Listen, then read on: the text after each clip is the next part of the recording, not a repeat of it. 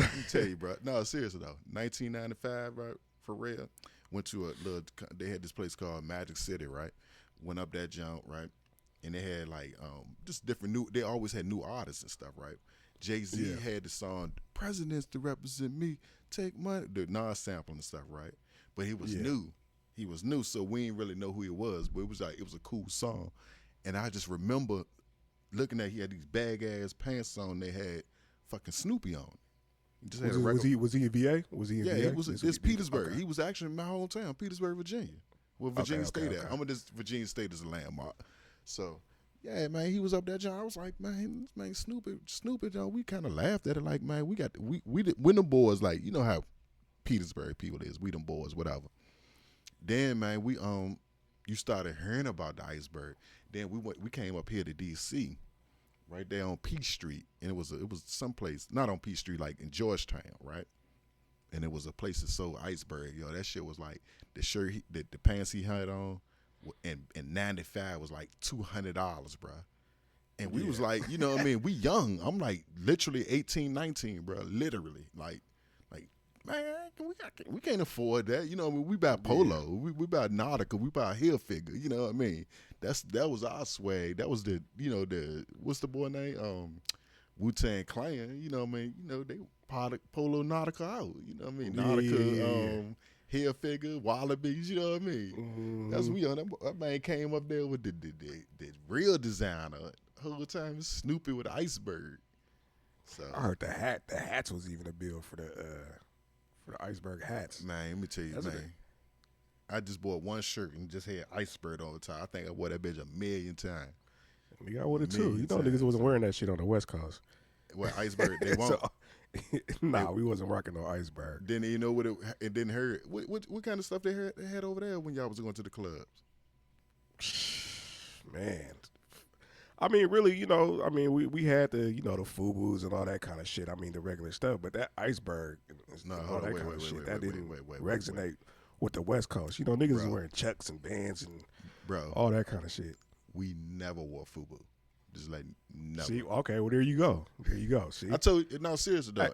And my culture was really like, and I ain't even, I mean, during the early 80s where it wasn't a lot of stuff to wear, of course, everybody wore the same thing, like the used jeans, Guess, and all that stuff. I still wear Guess, of course. I still wear Guess. I'm just a Guess fan, right? But, man, back in the 90s, bruh, Polo, Nautica, Hilfiger, they even I think Ralph Lauren had a cheap knockoff for the poor people called Chaps.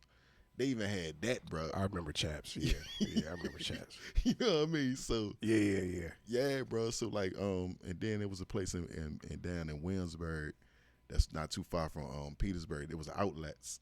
So like man, I'm thinking about, bro, we learned how to drive 16, 17 years old. We driving like 40 minutes go shopping, bro. Like we had little jobs working at Pizza Hut and shit. Like we was shopping at 15, 6, not 15, but like, cause I had my car at 16 driving. I was driving about 16, 17. So 16, 17, man, me and my homeboys, we was driving to Virginia Beach, staying for the whole weekend. Going to the outlets. And I shit, can't, huh? we ain't, like, man, all my sons and them, like, yo, they ain't started doing that. They in their 20s, they just start. Man, we 17, 18, we taking real trips, gone for Hey, nigga. 2-hour trips. You know what was hot back in the day when I was young? Well, Fucking Mecca. Mecca was, Mecca, yeah. we Mecca had used some to have a big ass outlet that they used to have like in this little warehouse over there by the airport and shit. Uh-huh. Nigga, the whole city used to go up in that joint. That's when they Mecca. had the, you know, the jean suits and all that shit. Yeah. From I remember Mecca, but you know, I think Mecca's that's a New York brand, ain't it? that's a New York brand. But at that time, New York was so competitive. When Mecca came out, you had the academics or something like that. You had academics and you had Rockaware. It was so many different clothing brands coming out. FUBU, that like like for real, it got to the point that black people wanted to wear the stuff that cost the most. Right. So, I mean, like- it's still like that today. Yeah, this black people just like luxury, you know what I mean? So like, but like going to club, right, man, let me tell you, man, I had this club called Copper Mine, right? When I ain't have the club, I was a DJ at this club, right? Copper Mine. And my best friend Keith G, right? He had this clothing line called Urban War, right? Yeah. Man, bruh, you know how you see the plank splatters on people's clothes and stuff? Mm-hmm. He was the first person. I swear to God to you. Swear to God on my kids. For All real. over the country.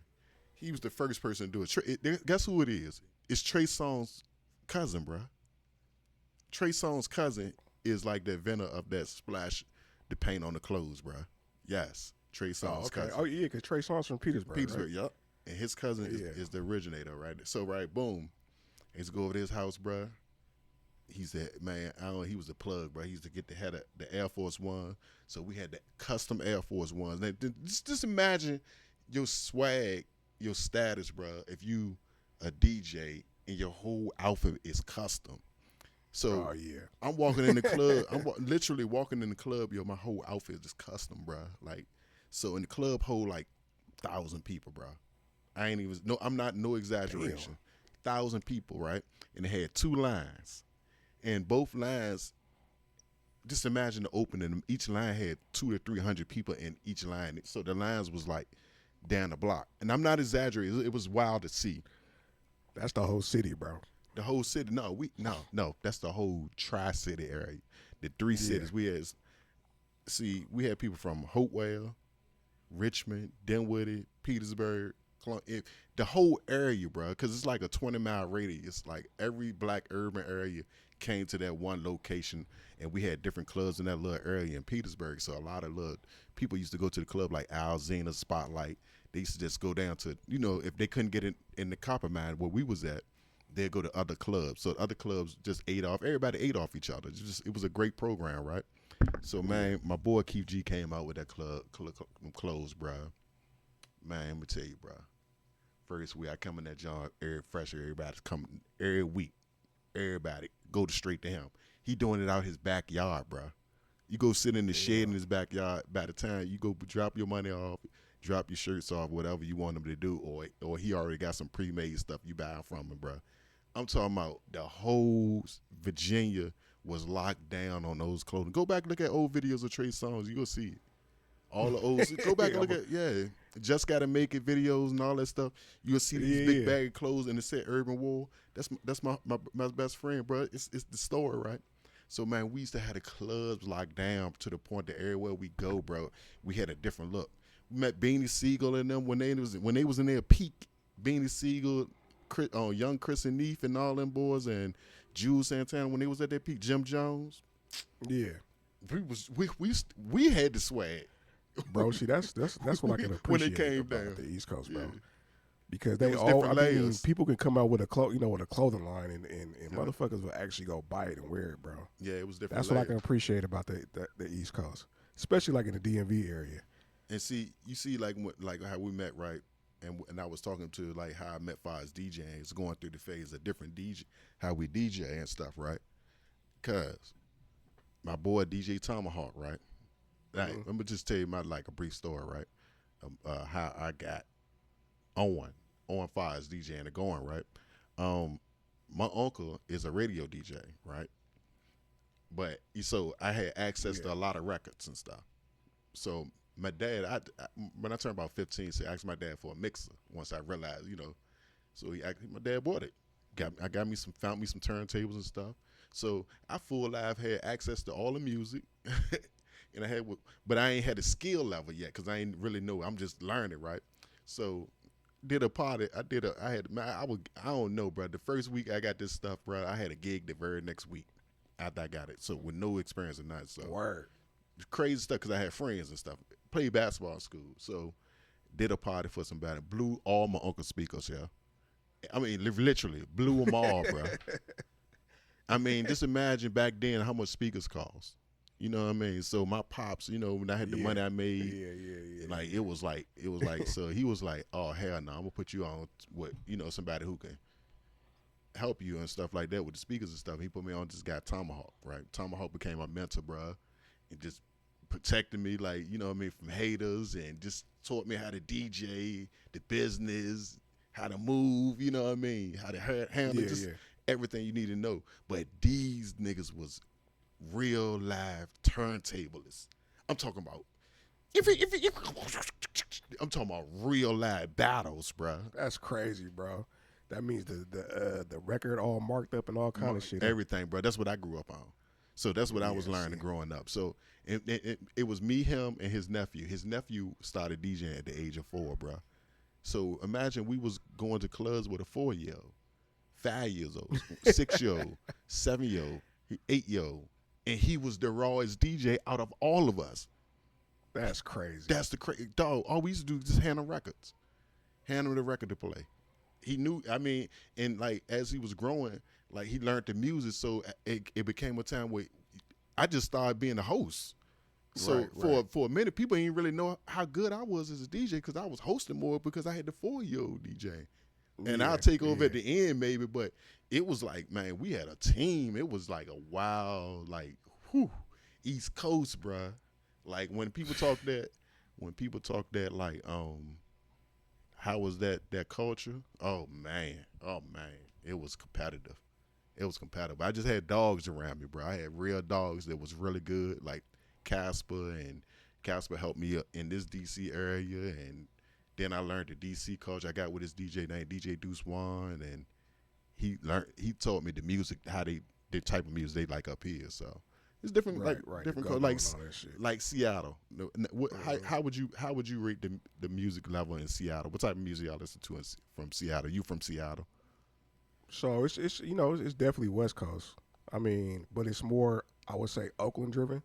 Mm-hmm. So if you look at like Too Short, 40, Mac Dre, I don't know if you ever heard of Mac Dre. Yeah. You know, more of a like a hyphy type vibe. You know, we like the dance, like a dance type of vibe. Yeah. I don't know if you ever seen it, but if you would look at like Too Short and all that kind of shit, that's Seattle's vibe. So it's almost like a little mini Oakland, if you would say. But it's very West Coast heavy. But you know me, when I was growing up, my big homie Chuck, he put me on a like East Coast shit. So he used to have the old ass Caprice, bro. Like every time you dry that shit, when it turns, it will hunk. Like it will automatically hunk. His car will automatically hunk when you turn. So every time we used to be driving in the summer. Yeah, bro, he used to be hunking. Everybody used to think that he was hunking at him and shit. But bro, like in his whip, he was playing Wu-Tang, Redman, Jay, Mobb Deep, Nas. So, Redman is an underappreciated artist too. Oh yeah, didn't mean to cut you off. That's Eminem's favorite artist. Redman. Mm-hmm. Growing up, man, Redman got bars, bro. Who? Redman, yeah. Muddy and Waters. Redman choose the right beats back in the days too. Yeah. Mic check. Yeah. I woke up in the Yeah. And then now when you listen to that sample, that Barry White sample, you see how they cut it up like it's slow as on a what, but on his own they speed it up. It's like cool, man. That's a cool, man. It's gonna be dope. Yeah.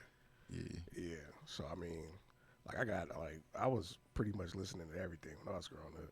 It wasn't really no coast type of shit. I was, I mean, we was like that too. It wasn't variety. a coast. To be honest with you, it wasn't a coast thing over here. We just didn't have access to maybe all the music that you guys have. Like we probably have access to more of the commercial stuff. So what I mean, like we still heard it. We still I still had like DJ Quick was one of my favorite artists back in the day. Oh yeah, facts. Like people forget they talk about the West Coast, they forget all about Quick. Like Quick. if you really think about it, bro, Quick is probably the most like he can fuck with any era of hip hop. I mean, like if when you put his music, Southern, you know what I'm saying? Because he's a producer, so he can tailor his style to pretty much anybody. Bro, if you think about Quick, he has the most versatility out of like a lot of niggas in music. Period. Yeah, you're right. So I mean, cause Dr. Dre, he has that West Coast sound. Mm-hmm. Quick, his sound is West Coast, but it's also like almost Jermaine Dupri-ish. You know what I'm saying? Yeah. He can mix it up a lot. But the crazy thing about that's the culture that as you get older, you start trying to find out more and more about it and how these songs came about and stuff like that. So like I didn't realize how many songs he had produced. Daz. Oh yeah. Like Yeah, I didn't realize that these boys was the main producers of a lot of the West Facts. Coast. Like wow, Facts. like I mean, when you think about the commercial side, most people have said Dr. Dre, but Dr. Dre was like them boys was employed by Dr. Dre. Dr. Dre have them in the studio and he collected royalties off. You know what I mean? He take the credit for a lot Dr. of Dre them just songs. ain't producing anybody, bro. So you can pinpoint all his shit if you really want Yeah, to. most of like, You know what I'm saying? but you can see the difference in the sounds. Yeah, That's you the can. thing. That's the thing. Like now that I'm like older, like and I go back and listen to Dr. Dre hits and stuff, you can see what songs that he produced and songs he didn't produce. Facts. I mean, Facts. You with can tell by the ease because drum. he got a clean. Dr. Dre got a real clean pop snap hi hat. Pop snap hi hat. It ain't no Yeah. hi hat. Yeah. Pop pop pop pop. It ain't none of. Even a guitar play is like clean. Everything is like a real crisp, clean sound. You know what I mean? So like even like back in the days, like his sound, if you ask me, when you listen to it, like the old Snoop Dogg's and stuff like that, he got his ground by samples. You go back and listen to it. He, if he would have stayed on samples, like we can put him in that category as like the greatest producer. But once you really start hearing him playing the instruments and stuff like that, you could hear it. It's just a clean sound. It's nothing really that gonna make you say, "Wow, this was hard." Like and the hardest, the songs that you hear, like you said, "Wow, that's the hardest." Those are samples, bro. He just put some drums behind it. You know what I mean? Facts. Yeah. Did you used to hear somebody like doo-wop mixtapes and DJ Juice mixtapes from the East Coast and the DJ? Oh man, we grew up on that hard, bro. That. Well, how was we gonna get that? Yeah, but see, you know what I'm saying? Yeah. You're right. I agree with that. But you know, like I said, we got them CD. We got everything from over there. We got everything we needed. But then again, we got New York, which is a mecca, market for getting music and stuff like that. Of course, Them tapes was. I mean, they was tapes. I mean, those feels like those were more custom. Yeah, it was. You know what I'm saying? I wouldn't say custom, but it really had to trickle down. And be honest with you, that it was amazing how it did trickle down. To be honest with you, because these guys are New York DJs and predominantly DJ in just that area, their areas, but somehow through the bootleggers and stuff, it made its way all the way down to people like us. How were they recorded? Was they recorded in the studio, or was they just recorded in the basement? They just dubbed all them shits. Well, I can tell you, like DJ Juice. Like he used to like do, how I just did the mix and stuff like that. He was doing that. He was doing that late 90s, early 2000, bro. I mean, no, early mid 90s. He was doing that, like taking it, like, and we was like, how is he mixing it? How he taking that acapella? He was doing that for a whole mix. So it was like, imagine just hearing for the first time somebody mix the songs. Like with multiple, like he had two different beats playing off of one acapella. Like just imagine it. Like it won't just he'll drop this beat at the beginning verse, and then the second verse would be another different beat. So it was crazy. It was crazy, and then so the sound effects, the DG, all that was him, bruh. Like when you hear DJ Juice, when you hear DJ Clue and DJ Kid Capri. Clue was about the exclusive music. It wasn't about the skill of DJing. It was just about the voice. Clue. It was about the voice, the echo, right? Everything had a moniker. Then you had Kid Capri, just excitement on the mic. He crowd chant, excitement on the mic. Every DJ had a different type of swag with him. Then you had doo-wop and all them. He bring on all the little rappers and they rap over the different beats and he record. So it was different eras we was seeing the bro. So when I was hearing all that, it made me want to like do all that. I ain't just get to the music. I ain't just start DJ. I started making beats. You know what I mean? I started, you know what I mean? I dug into it. All the way down into graphic design. You know what I mean? That's crazy, bro. Yeah, bro. It's so different. It's so different now. See, I couldn't even fathom doing all that shit.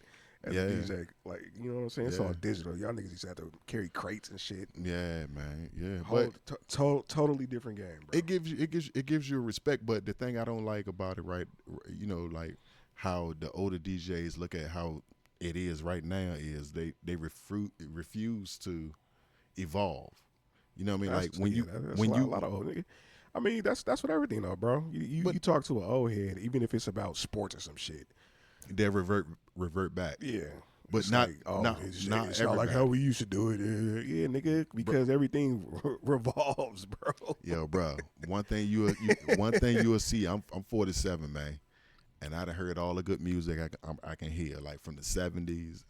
I grew up around that. I grew up in the 80s music. I grew up in heavy in the 90s music and 2000s. I was DJing heavy in the 2000s and whatever. So like when I said the music evolves, how do you get stuck in like just like what I noticed, right? If you go to the clubs, right, it was like you could tell what DJ what was their best era as a DJ. Right. You can go in the club and you can hear it because that DJ best era, if his best era was the 90s, he gonna play the dopest 90s set, and then all the rest of his music gonna be mid. It's gonna be mid.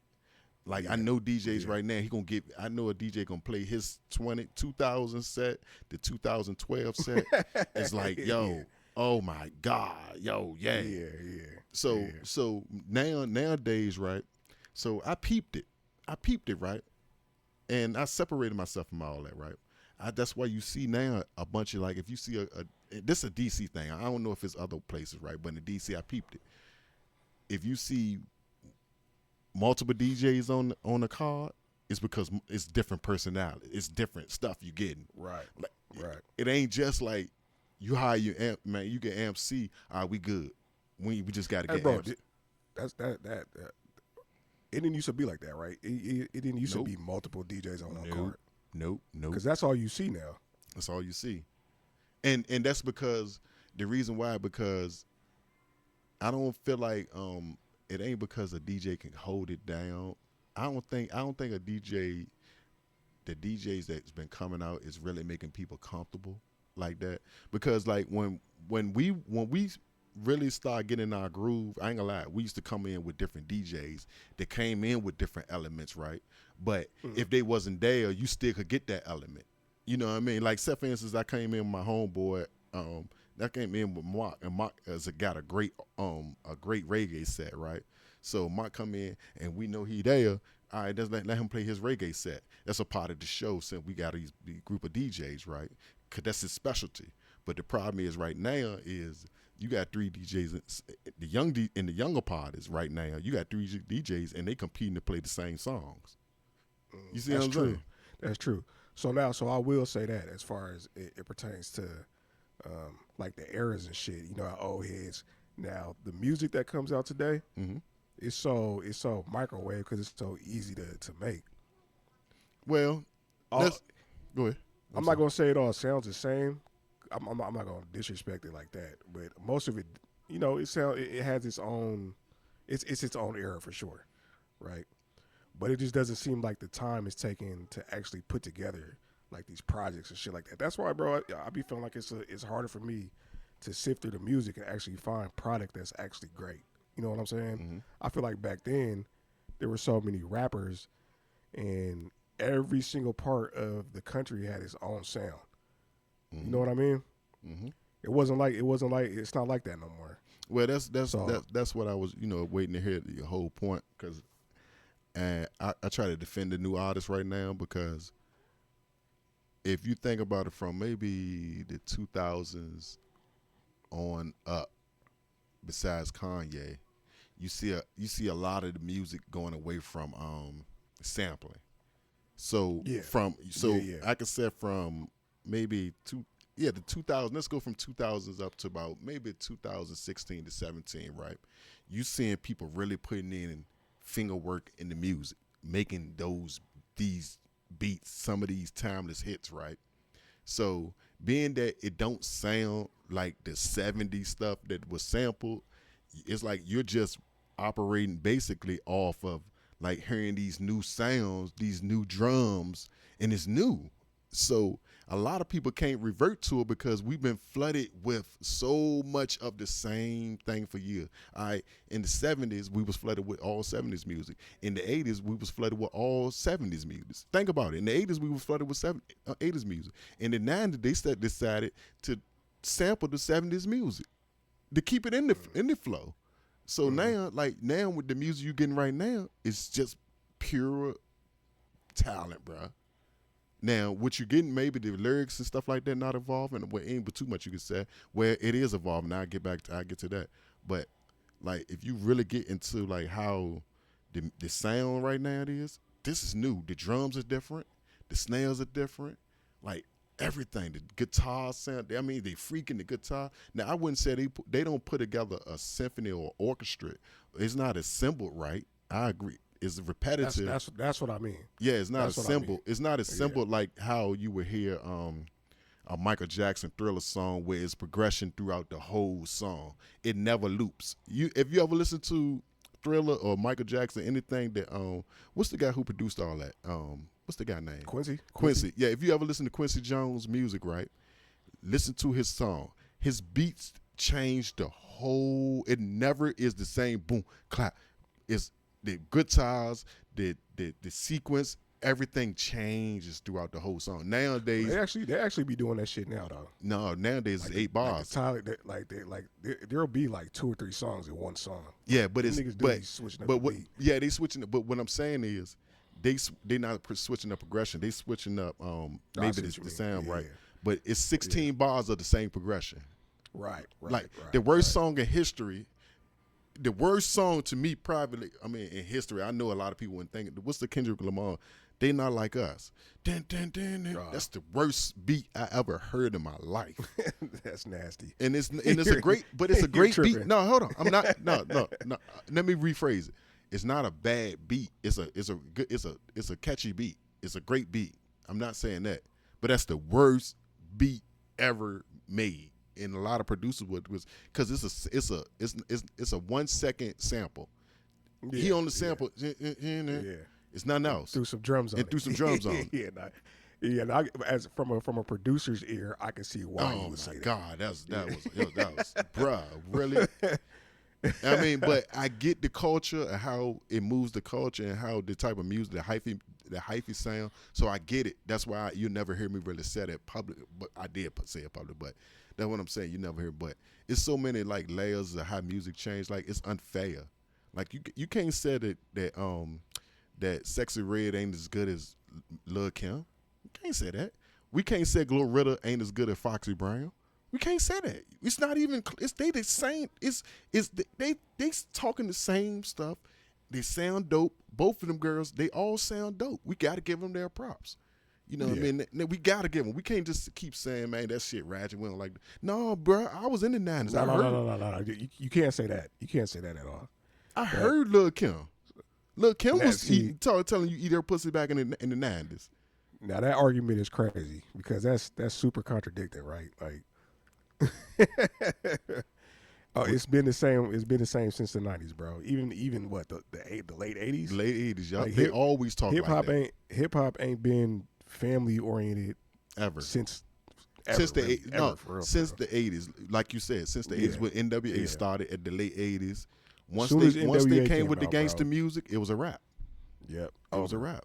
So like right, and then now let's go even further, right? Now let's chop hip hop down, right? And this is a great segment, right?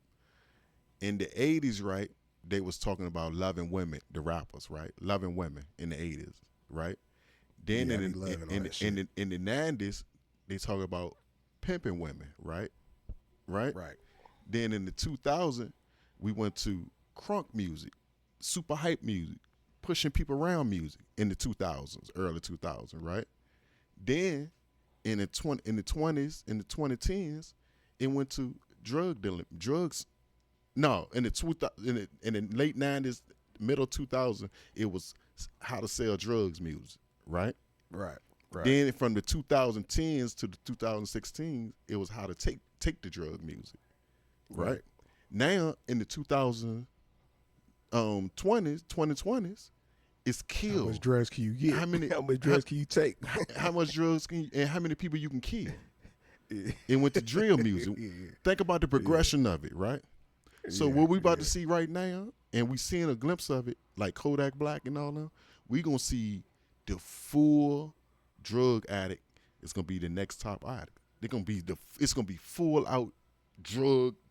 The worst person you can see is gonna be like and they're gonna give us that because they gave us they're giving us different layers. They're giving us different layers of music every time, or the emotion of black people every time, bro.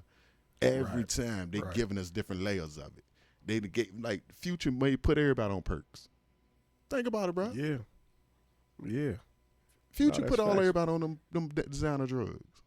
Think about That's it. facts, bro. You know That's what I mean? facts. Then the drill, then King Von and all them boys came in and made niggas kill each other. Yep. Saying it right on the track, bro. No, don't. No filter, no nothing. No filter, bro. No filter, No no. filter. Now that's phasing out. They about to push something next. We don't know. I said I said the next thing they're gonna about to push real hard is the full fledged dope fiend. Full fledged. They're gonna find some way to make They're gonna find some way to make being a full fledged dope fiend. Yeah, hot, we could already see cool. that though. You got that'd be. Look at Kodak. Look at Kodak. Look at that big fat kid. What's his name? Dave Blunts. Dave Blunt. Look, Yeah, I can't put down the cup and shit. Like, yeah, man. Look at how many people bruh. I mean, the saddest thing we can think of, bruh. And somebody, I don't know if the parents like, yo, ain't nobody really got no money, or just a real thought, or that somebody getting paid under the table. But ain't no way in the world I would have sued the record company at some point, because, like, bro, you look at the music. They're not getting signed unless they put out a certain type of music that you guys want. right. You're showing us Right. what you want. You showed us in the 2000s you wanted the people to sell drugs in the 2000s. You want in the middle, you wanted them to take drugs. Right. Then you want us to kill each other. Then you want the girls to sell their pussy. Think about it. Now we in the era. That's the era we in right now. We got past the killing moment. I think the killing ended last year. I mean, 2 years. That's why hip hop is the only genre It's where real. niggas they don't have longevity. It's There's only a certain few. no. It's straight Certain real. few. Bro, we have lost so many rappers that people forgot about. I'm talking about Yeah, facts. over 10. I'm talking about either dead or over 20 that's dead or in jail. If not more than that. more. That's either dead or than in that. jail. You might have to say 20 in every era. How could so with all that being said, it's no way possible that people not supposed to be getting sued. Cause y'all putting this out. Y'all are profiting off of this. How? You profiting off of death. They always have. Yeah, man. It ain't nothing new. Yeah, man. It ain't nothing new. Yeah, man. Audio Works, y'all. The DJ Audio podcast. Works. Audio Works. Telling what you might hear. We're going to have good stories. Make sure y'all tune in. This is the first show. You know what I mean? It's random. That's DJ Ease. I'm DJ MC. Hey, Yes, sir. This Hey, is one. look, Yeah, next, you know what I'm saying? Next, we're gonna talk about these samples, man. I got a lot of things that I want to talk about as far as, what song, where it came from. That's the conversation that I want to have had. Yeah, we're going to have you those older than me conversations. too, so I know you got the game. So Hey, I'm just man. trying to soak up we got all some- that shit you talking. You know We what got I some mean? stuff. Yeah, we're gonna talk a lot of stuff like the politics of the politics of the music and DJing and just the whole culture of it and where it came from, where it's going, and we got a lot to Absolutely. talk about, man. I mean, Oh, yeah. it's A a lot lot to to talk about. uncover, bro. A lot to cover. So thank y'all for this show, man, and make sure y'all tune in on another show. We coming Yes, sir. soon. We have a schedule for y'all next show too. We coming soon. Yeah, absolutely. Yes, sir.